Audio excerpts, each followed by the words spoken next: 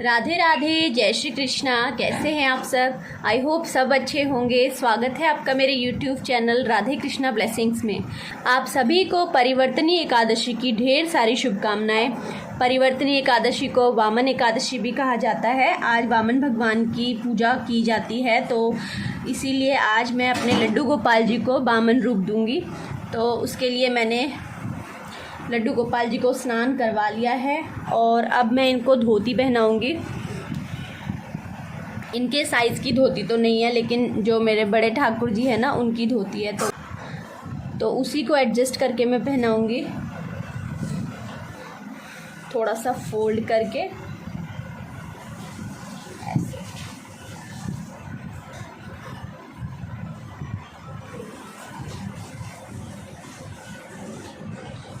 ओ ये देखो, ऐसे एडजस्ट कर दी है धोती।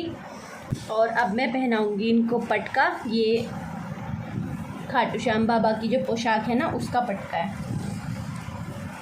तो ये ऐसे करके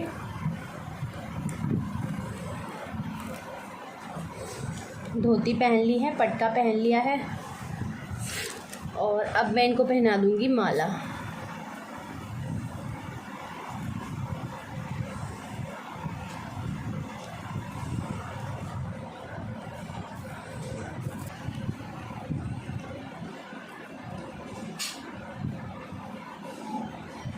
ये देखो, ये पहना दिया। और इनके लिए जो मैंने कमंडल बनाया है वो मैंने चिकनी मिट्टी से बनाया है। इसमें कलर नहीं करा, मैंने सिंपल ऐसे ही बना दिया है। ये देखो, इनके हाथ पे कमंडल रहता है वामन भगवान जी के। तो ये देखो, ये मैंने इनके हाथ में कमंडल दे दिया है। और इनके माथे पे मैं लगा दूंगी चंदन।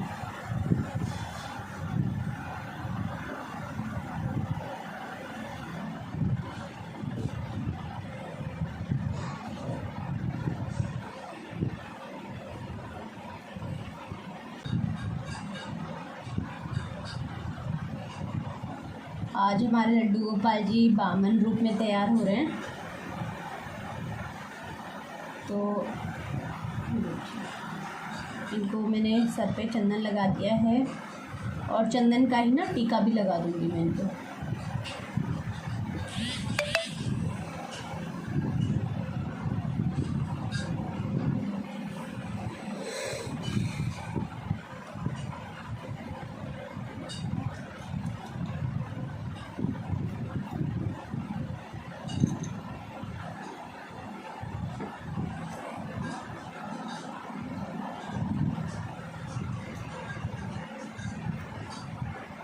ये देखो, और यहाँ पे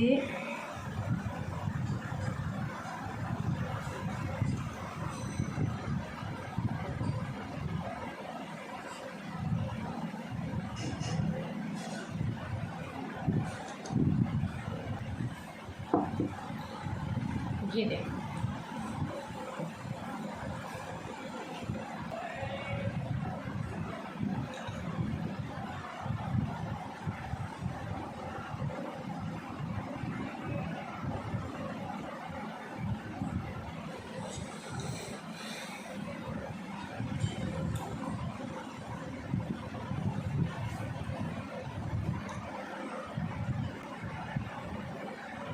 ये देखो, लड्डू गोपाल जी वामन रूप में तैयार हो गए हैं। वामन देवता ने भाद्रपद माह की शुक्ल पक्ष की द्वादशी को अभिजीत मुहूर्त में श्रवण नक्षत्र में माता अदिति और कश्यप ऋषि के पुत्र के रूप में जन्म लिया था। भागवत पुराण के अनुसार अत्यंत बलशाली दैत्य राजा बलि ने इंद्रदेव को पराजित कर स्वर्ग पर अपना आधिपत्य स्थापित कर दिया था। भगवान विष्णु के परम भक्त प्रहलाद के पौत्र और दानवीर राजा होने के बावजूद राजा बलि एक अभिमानी राक्षस था। बलि अपनी शक्ति का दुरुपयोग कर देवताओं और ब्राह्मणों को डराया और धमकाया करता था। पराक्रमी और अजेय बलि अपने बल से स्वर्गलोक, भूलोक और पाताल लोक का स्वामी बन बैठा था।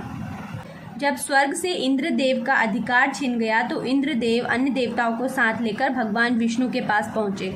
इंद्रदेव ने भगवान विष्णु को अपनी पीड़ा बताते हुए सहायता के लिए विनती की।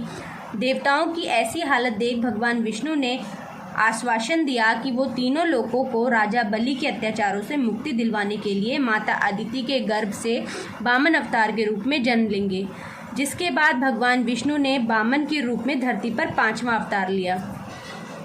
इसके बाद भगवान वामन एक बौने ब्राह्मण के वेश में राजा बलि के पास गए और उनसे अपने रहने के लिए 3 कदम के बराबर भूमि देने का आग्रह किया।